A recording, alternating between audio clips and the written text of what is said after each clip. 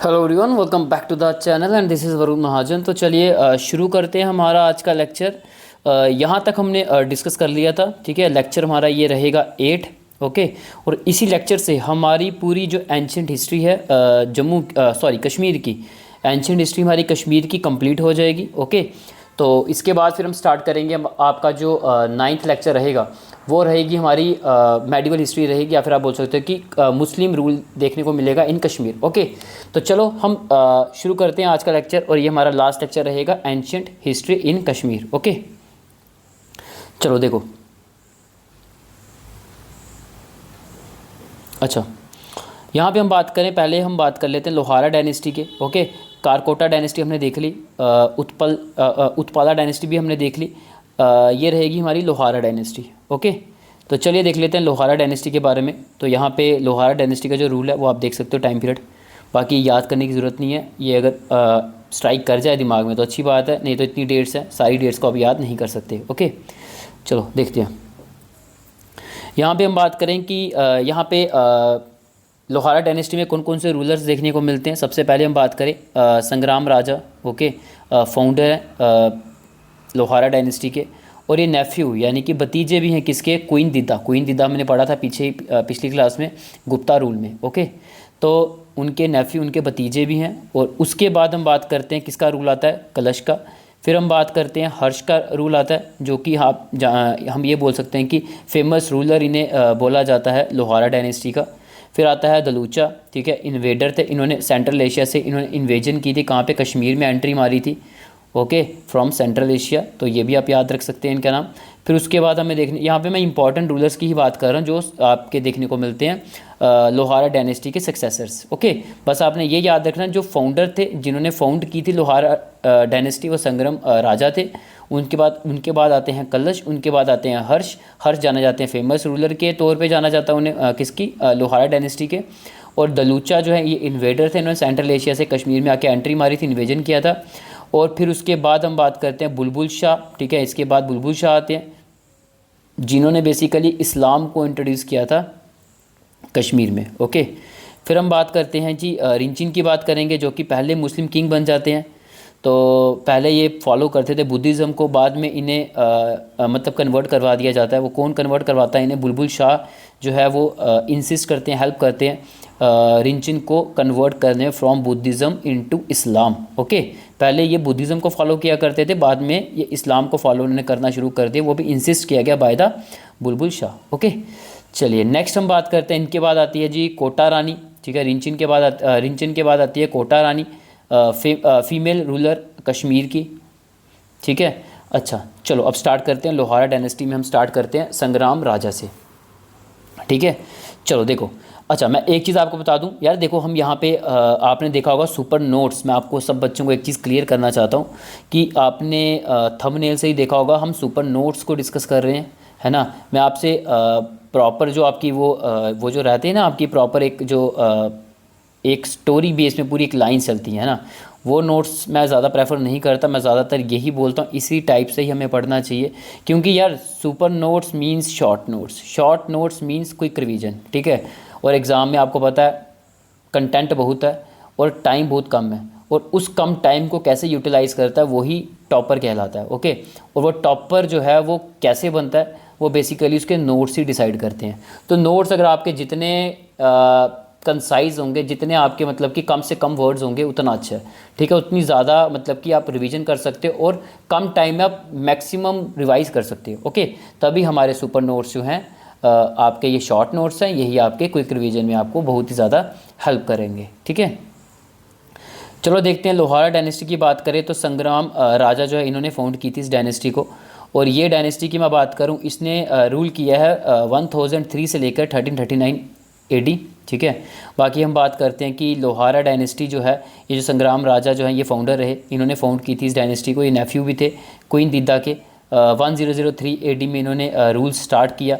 और लोहारा डायनेस्टी जानी जाती है किस चीज़ को लेकर, मिस रूल को लेकर, अच्छे से रूल इन्होंने नहीं किया, क्रूएलिटी को लेकर और शेमलेस लस्ट, ठीक है। कुछ ऐसे काम इन्होंने किए आप देखोगे यहाँ पे कुछ रूलर्स ऐसे आते हैं जो कि बेसिकली पैसा उड़ाते हैं, जुए में पड़ जाते हैं, है ना, नशा वगैरह इन चीज़ों में होते हैं, जो कि आप बोलो कि स्टेट की जो ट्रेजरी है वो भी उन्होंने ख़त्म कर दी, वो आगे देखेंगे हम, ठीक है। तो आप ये बोल सकते हो कई सारे किंग्स हैं, कई सारे क्वींस हैं जो कि इन चीज़ों के लिए जाने जाते हैं लोहारा डायनेस्टी के। उनमें किंग भी आ जाती है, क्वींस भी आ जाती हैं, ओके। फिर हम बात करते हैं सम स्कॉलर्स की बात करते हैं, जैसे कि उन्होंने ये बोला है कुछ स्कॉलर्स ने कि ये जो हमारी लोहारा डायनेस्टी है इसको ये बेसिकली रूल किया गया है 2 फेजेस में रूल करती है। एक फ़ेज़ आता है हमारा पहला फ़ेज़ 1003 से लेके 1173 AD तक, दूसरा फ़ेज़ आता है हमारा 1173 AD से 1339 AD तक, ठीक है। तो चलिए देखते हैं लोहारा डायनेस्टी जो है पहले आ जाते हैं संग्राम राजा, ठीक है। हम बिल्कुल सीक्वेंस में चलेंगे ऐसे, ये कोई जैसे मैंने आपको ये बताया ना पूरा, पहले संग्राम राजा आएगा, फिर उसके बाद कलश आएगा, फिर हर्ष आएगा, फिर दलूचा, फिर बुलबुल शाह, ऐसे कर फिर रिंचिन, ठीक है। यहाँ पे भी हम मैं आपको बता दूँ, मैं आपसे कौन कौन से डिस्कस करूँगा। एक तो हम संग्राम राजा पढ़ेंगे, ठीक है, फिर हम देखेंगे कलश के बारे में भी देख लेंगे, हर्ष के बारे में भी देख लेंगे, दलूचा नहीं पढ़ेंगे अब, ठीक है, इंपॉर्टेंट नहीं है ये, इसको स्किप कर देंगे हम। बुलबुल शाह जो है ये हम ऐसे तो नहीं पढ़ेंगे, बट रिंचिन जब पढ़ेंगे ना उसी में बुलबुल शाह का जो भी इंपॉर्टेंट कंट्रीब्यूशन होगा वो हम डिस्कस कर लेंगे, ठीक है। फिर हम कोटा रानी देख लेंगे, ओके। तो चलो देखते हैं हम पहले, सबसे पहले संग्राम राजा। संग्राम राजा जो है पहले रूलर बन जाते हैं लोहारा डायनेस्टी के, और ये नेफ्यू हैं, भतीजे हैं किसके, क्वीन दीदा के, और ये फाउंडर भी हैं लोहारा डायनेस्टी की, मैं बता चुका हूँ। और हम ये चीज़ मैं आपको बता दूं कि ये जो संग्राम राजा थे वीक रूलर थे, ये अपने दम पे रूल नहीं कर सकते थे, ठीक है। तो हम ये बोलेंगे इन्होंने सपोर्ट किसके लिए, अपने प्राइम मिनिस्टर जो कि है जी तुंगा, ठीक है। तुंगा को आपको मैंने बताया था, क्वीन दीदा जब डिस्कस की थी वहाँ पे मैंने आपको बताया था क्वीन दीदा का जो लवर था तुंगा, ठीक है। तो क्वीन दीदा ने अपने लवर जो है तुंगा को जो अच्छी पोजीशन दी थी, प्राइम मिनिस्टर की पोजीशन दी थी, और तुंगा के जो भाई थे, ब्रदर्स थे, उनको भी अच्छी पोजीशन दी थी डायनेस्टी में, है ना। अब तुंगा के जो ब्रदर्स थे उनको बेसिकली हम बात करें, उनको भी मिनिस्टर वाला ओहदा दिया गया था।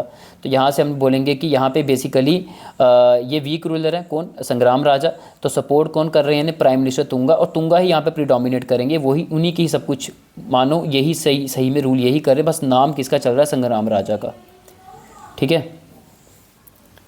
तो हम ये बोलेंगे अर्ली टाइम्स जब संग्राम राजा का रहता है उस समय संग्राम राजा कई सारे रिवोल्ट्स फेस करते हैं, वो उनके मिनिस्टर्स ही करते हैं, हम कुछ उनके मिनिस्टर्स करते हैं, ब्राह्मण्स इनके खिलाफ रिवोल्ट करते हैं, और उस रिवोल्ट को सप्रेस कर दिया जाता है संग्राम राजा के द्वारा, बट वही चीज़ मैं बोलूँगा तुंगा की सपोर्ट के साथ, ठीक है, अपने प्राइम मिनिस्टर की सपोर्ट के साथ। फिर हम बात करते हैं कि ड्यूरिंग हिज टाइम, संग्राम राजा के टाइम पीरियड के दौरान हम ये चीज़ बोलेंगे कि कई हमें बार बार इन्वेजन देखने को मिलती है मोहम्मद गज़नी की। तो महमूद गज़नी कई बार इन्वेड करते हैं इंडिया में, ठीक है। तो इन्होंने कश्मीर इंडिया में जो है यहाँ पे अत्याचार भी लोगों पे कई ज़्यादा किया महमूद गज़नी ने, और यहाँ पे संग्राम राजा ने कश्मीर को डिफेंड किया किसकी हेल्प लेके, सपोर्ट लेके, प्राइम मिनिस्टर तुंगा की। और हम ये बोलेंगे कि जब तुंगा सेंट्रल एशिया गए थे, सेंट्रल एशिया से वापस रिटर्न कश्मीर को ही आ रहे थे अपने बेटे के साथ, उनका मर्डर भी हो जाता है। वो क्यों गए थे सेंट्रल एशिया ये नहीं पता, हो सकता है कि महमूद गज़नी को मारने गए हुए, क्या कारण वो कुछ नहीं मेंशन है, बस यही आप याद रखो कि तुंगा को जो है वो मार दिया जाता उन्हीं के बेटे के साथ जब वापस सेंट्रल एशिया से कश्मीर की ओर लौट रहे थे।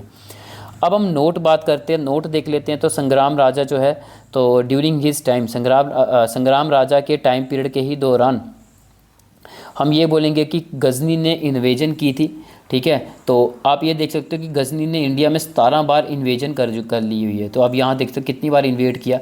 और गज़नी में आपको एक चीज़ बता दूँ, गज़नी यहाँ पे जो है वो पॉलिटिकल एम्पायर को इस्टेब्लिश करने नहीं आता था, ठीक है। एक गोरी भी है, ठीक है, गोरी और गज़नी, या पढ़ोगे अच्छे से डिटेल में पढ़ोगे मेडिवल हिस्ट्री में, बट यहाँ पे मैं आपको गज़नी के बारे में बताता हूँ। गज़नी बेसिकली यहाँ पे जब इंडिया में आता था, इन्वेड करता था, वो पॉलिटिकल एम्पायर को इस्टेब्लिश करने नहीं आता था। बेसिकली क्या था, उसको चाहिए था जी पैसा, ठीक है, उसको पैसे की कमी थी अपने वहाँ पे सेंट्रल एशिया एम्पायर, वहाँ पे उसको जो है वो उसने रूल करना था, तो पैसा चाहिए था, फाइनेंशियल क्रंच था उसके वहाँ पे। तो इसलिए यहाँ पे उसको लगा कि अच्छा सोर्स है यहाँ पे, टेम्पल वगैरह यहाँ प्लंडर वगैरह करूँगा, गोल्ड सोना वगैरह सब कुछ लेके चले जाऊँगा, ट्रेजरी वगैरह लूट के सब कुछ लेके चला जाऊंगा वहाँ पे, मैं उस पैसे का यूज़ करूंगा वहाँ पे। तो बेसिकली यहाँ पे वो पॉलिटिकल एम्पायर को एस्टैब्लिश करने नहीं आया था। जैसे हम ब्रिटिशर्स की बात करें, ब्रिटिशर्स ने यहाँ पे क्या किया, यहाँ पे राज किया, पॉलिटिकल एम्पायर अपना एस्टैब्लिश किया, पॉलिटिकल रूल करने के लिए आए। बट ये यहाँ पे पॉलिटिकल रूल करने नहीं आए थे, यहाँ पे ये सिर्फ क्या करने आए थे, सिर्फ प्लंडरिंग करने आए थे, लूटने के लिए आए थे। यहाँ से सोना वगैरह पैसा वगैरह लूट के हम यहाँ से ले जाएंगे, वहाँ पर अपने एम्पायर को अच्छे से फ्लरिश करेंगे, ठीक है। तो यहाँ पे वही चीज़ है, यहाँ पे गज़नी 17 बार इन्वेड कर चुका था इंडिया में, और ये किसका बेटा था गज़नी? सुबख्तजीन, ठीक है। तो ये भी आप याद रख सकते हो, ठीक है। फिर हम बात करते हैं रिंचिन की, हम बात करें, ठीक है। तो एक सेकंड,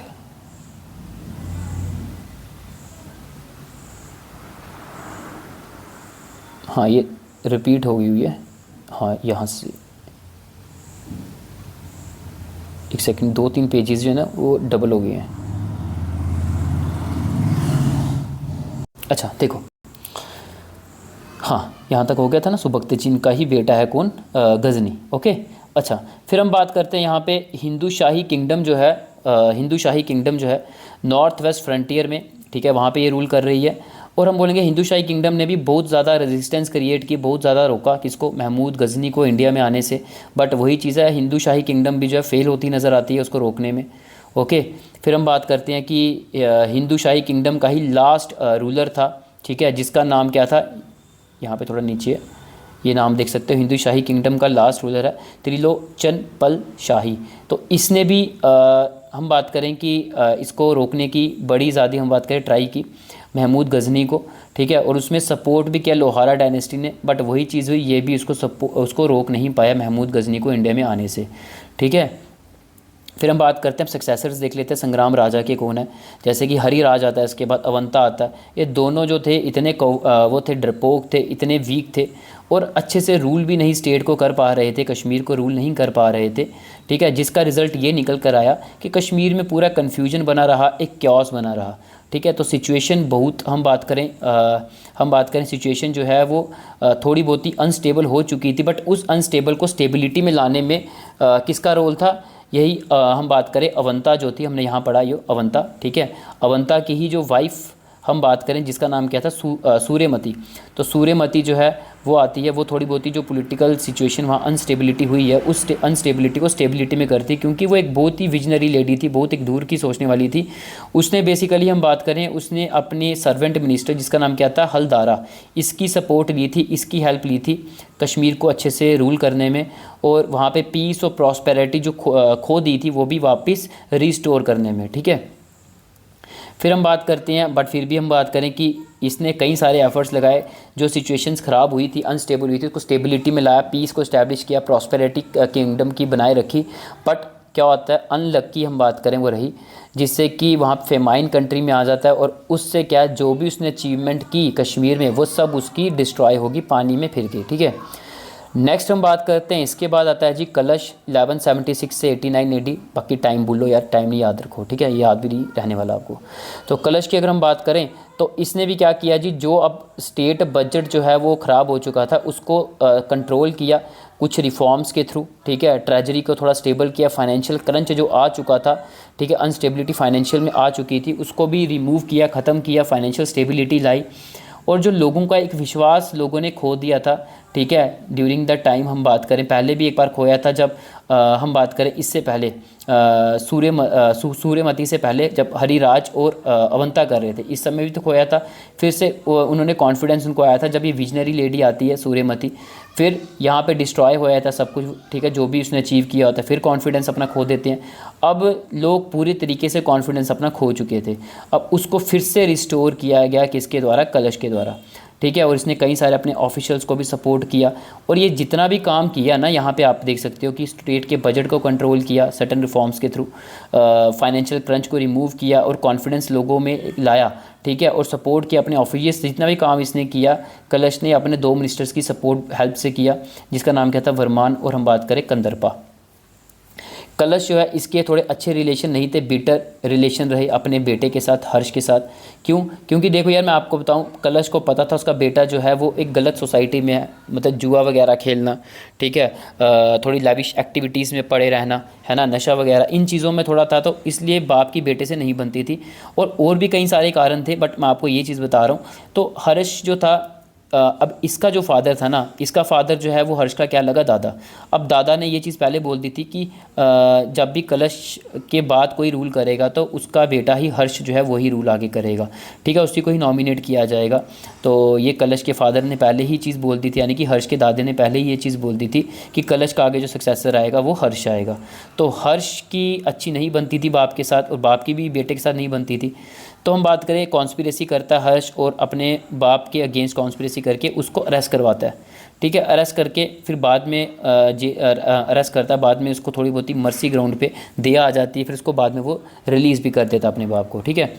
अच्छा, अब हम बात करते हैं, अब हर्ष का रूल आ गया कलश के बाद। अब हर्ष का जब रूल आता है ना, मैं आपको एक चीज़ बता दूं, अब ये टाइम आ गया कौन सा, हम बात करें एरा आ जाता है कौन सा, आइकोनोक्लाज्म और एक्सकेवेशन का टाइम आता है। अब ये दो टर्म्स का क्या मतलब है आपको यहाँ पे बताता हूँ। देखो यार, आइकोनोक्लाज्म क्या होता है, एक सोशल बिलीफ होता है। अब वो सोशल बिलीफ क्या है, देखो यार क्या होता है, कोई भी रूलर बाहर से जब आता है यहाँ पे, जैसे इंडिया में उसने एंट्री की है ना, यहाँ पे हमारे गॉड्स देखेगा, तो अब यहाँ पे वो ये चीज़ उस देखेगा, तो ये मतलब ये देखता है कि यहाँ का जो रिलीजन है ये पुराना है, आउटडेटेड है, तो उसको ख़त्म करने की कोशिश करते हैं। जैसे अब गज़नी की बात कर लो, गज़नी जब बाहर से आया था तो इस्लाम आया है ना, तो गज़नी ने क्या किया, यहाँ पे जो हिंदुज़म को फॉलो कर रहे थे तो गज़नी ने अपने रिलीजन को लाया। तो आपको पता है कि अब हमारे यहाँ के जो लोग हैं वो यही चीज़ सोचते थे, बाहर से कोई चीज़ आ रही है तो वो अच्छी चीज़ है ना। जैसे ब्रिटिशर में देख लो, ब्रिटिशर जब यहाँ पे आए तो वो यही हम इंडियंस को बोलते थे कि हमारा जो इंग्लिश है उसको सुपीरियर मानते थे, और हमारी जो संस्कृत वगैरह जो हमारी हिंदी चली आती थी उनको वो बिल्कुल एक डाउन मानते थे, है ना। जिसके कारण हमें लगता था, हम यही इसी चीज़ में थे कि इंग्लिश सुपीरियर है, और हम उन्हीं की बातों को फॉलो करते थे। हम ये सोचते थे कि हमें ये मॉडर्नाइज़ करने के लिए आए हैं, है ना। वैसे ही जब बाहर से ये गज़नी वगैरह अपने साथ इस्लाम लेकर आए रिलीजन, तो उन्होंने यहाँ पे यही चीज़ बोली कि आप इस्लाम को फॉलो करो। तो लोगों ने भी देखा बाहर से कोई रिलीजन का इंट्रोडक्शन हो रहा है, तो लोगों ने भी जो है थोड़ा बहुत इस चीज़ को लाइट माना और उसको फॉलो करने के पीछे लोग जाएंगे, ठीक है। तो जब उसको फॉलो करेंगे तो जो पुरानी जो इमेजेस होंगी गॉड की उनको तोड़ा जाएगा, ठीक है ना। तो अब वही चीज़ आप यहाँ पे देख सकते हो, इसने भी वही चीज़ की।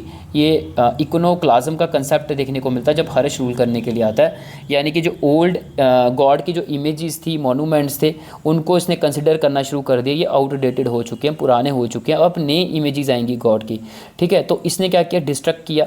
अब क्या कारण हो सकता है, वो रिलीजियस रीज़न भी हो सकता है इसका, या पॉलिटिकल रीज़न भी हो सकता है। ये भी सोच कर आ सकता है कि मैं यहाँ पे पॉलिटिकली जो है वो रूल करूँगा, ठीक है, जैसे गज़नी ने सोचा था। लेकिन गज़नी तो पॉलिटिकल रूल के बारे में नहीं सोचा था, ठीक है, वो यहाँ पे प्लंडरिंग करने के लिए ही आया था। बट कोई अगर जैसे ब्रिटिशर्स की बात करो, ब्रिटिशर यहाँ पे इंडिया में आए थे, वो बेसिकली पॉलिटिकल रीज़न से आए थे, यहाँ पे रूल करने के लिए आए थे, है ना, इसलिए यहाँ पे आए थे। तो वही चीज़ उन्होंने क्या किया, अपने रिलीजन को ज़्यादा यहाँ पे प्रायोरिटी दी हमारे रिलीजन के कंपैरिजन में, है ना।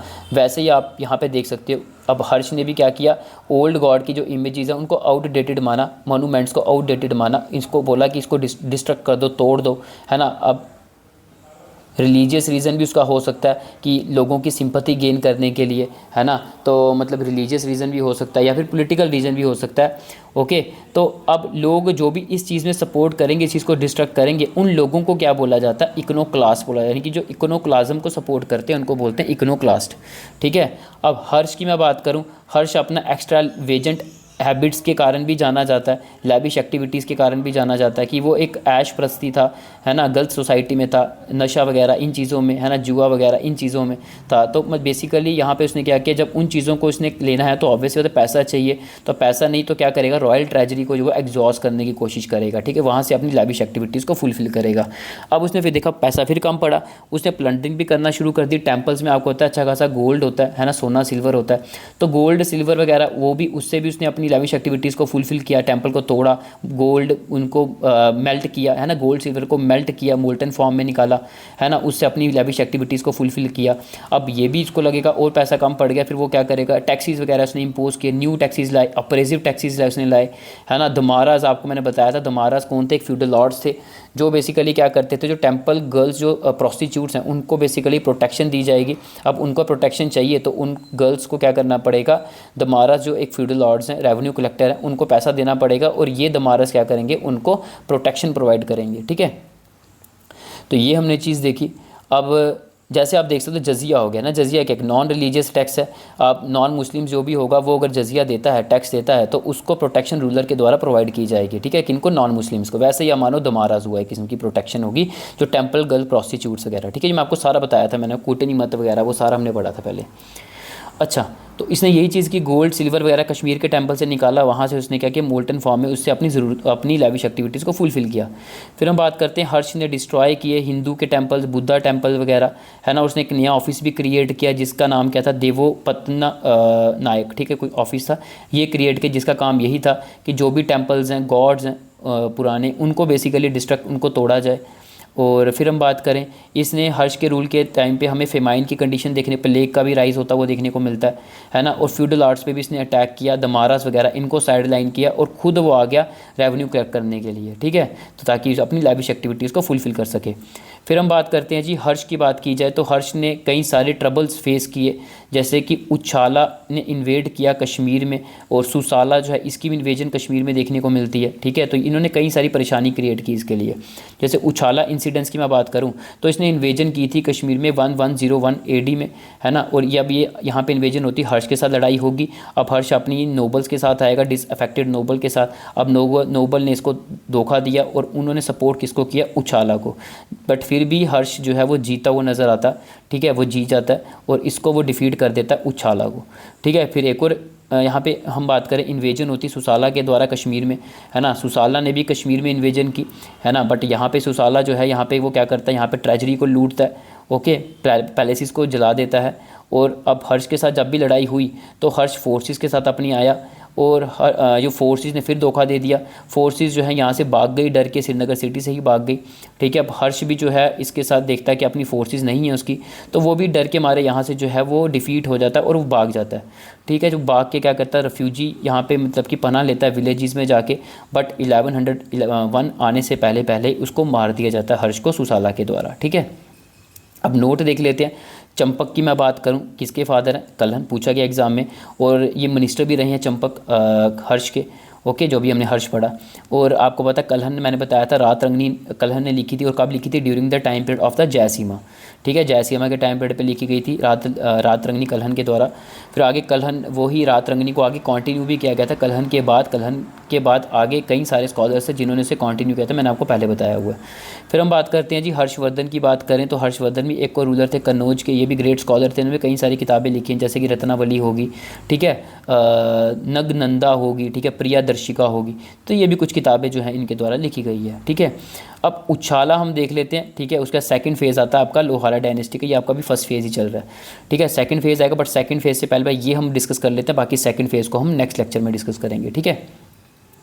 उछाला की बात करते हैं तो अब जैसे हर्ष की डेथ होती है तो उसके बाद उछाला का रूल आता है, ठीक है। उछाला ने क्या किया, उछाला ने अब रूल करना है तो उसने कौन सी टैक्टिक्स को फॉलो किया, मैकियावेलियन टैक्टिक्स को फॉलो किया। ये इटली के एक स्कॉलर थे जिन्होंने 20 तरीके बताए हुए थे, टैक्टिक्स दिए हुए थे अपनी किताब में। उन्होंने बताया था कि अगर आपने रूल करना है तो आप कैसे कर सकते हो। तो यहाँ पे इन्होंने बताया था, एक इन्होंने तरीका बताया था कि अगर आप रूल नहीं कर सकते तो आप क्या करो, आप दो बंदों, जैसे एक ये बंदा है, ये बंदा, इन दोनों में आप क्या कर दो, लड़ाई लगा दो, ठीक है, लड़ाई लगा दो, या फिर आप setting one against one another, एक दूसरे के खिलाफ दोनों को कर दो, तो ये दोनों आपस में लड़ते जाएंगे, मरते जाएंगे, आप रूल कर दोगे। तो इसने यही मैकियावेलियन की टैक्टिक्स को फॉलो किया उछाला ने, ठीक है। तो इसी तरीके से इसने क्या किया, जो हमारे दमारस थे, दमारस को वीकन कर दिया, है ना, उनको ओवरकम किया, ठीक है, और उसने उनको बड़े ही आसानी से हरा दिया, साइड अलाइन कर दिया मिनिमम फोर्सेस के साथ ही, ठीक है। तो हम यहाँ पे बोलते हैं अब उसकी डेथ होती है उछाला की। अब उसके बाद पूरी एक सीरीज़ निकल कर आती है वीक रूलर्स की, वीक सक्सेसर्स की। जैसे आप नहीं भी याद रखोगे तब भी चलेगा, इंपॉर्टेंट नहीं है, स्किप भी कर सकते हो। बाकी आप नाम पढ़ लो, राधा हो गया, सुसाला हो गया, ये सारे नाम आप देख लो, वीक सक्सेसर आए थे, ठीक है, नाम देख लो, बट ज़रूरी नहीं है, स्किप भी कर दो, नहीं पूछा जाएगा, ठीक है। तो यहाँ से हम बात करते हैं कि जो हमारा लोहारा डायनेस्टी का फर्स्ट फेज़ था वो उसका डिक्लाइन हो गया, ठीक है। अब सेकंड फेज़ आता है हमारा लोहारा डायनेस्टी का, वो स्टार्ट होता है रिंचन से, ओके, ये हम डिस्कस करेंगे नेक्स्ट लेक्चर में। तो इतना ही रखते हैं, बाकी वीडियो अच्छी लगी तो लाइक कर दो, साथ ही साथ फ्रेंड्स के साथ शेयर करो, और चैनल को सब्सक्राइब नहीं किया तो जल्दी से सब्सक्राइब करो और बेल नोटिफिकेशन को भी ऑन करो, ठीक है। चलो इतना ही रखते हैं, बाकी मिलते हैं नेक्स्ट लेक्चर में। Okay, take care, thank you, bye bye.